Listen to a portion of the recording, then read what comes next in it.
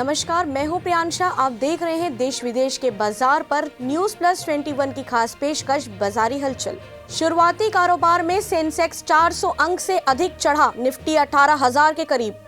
Petrol सस्ता करने में भारत आगे, कहीं 2 से 40 पैसे ही कम हुए दाम तो पाकिस्तान नेपाल में 3 रुपए तक हुआ महंगा। शुरुआती कारोबार में अमेरिकी डॉलर के मुकाबले रुपया 16 पैसे मजबूत। गारमेंट से लेकर फ्रिज, टीवी तक सब होने वाले हैं 8-10% महंगे। वजह कच्चे माल के बढ़ते भाव और सप्लाई चेन की लागत में इजाफा होना बताया।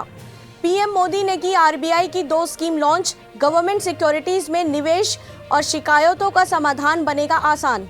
आदित्य बिरला सन लाइफ म्यूचुअल फंड ने लॉन्च किया बिजनेस साइकिल NFO, 15 नवंबर से होगी शुरुआत।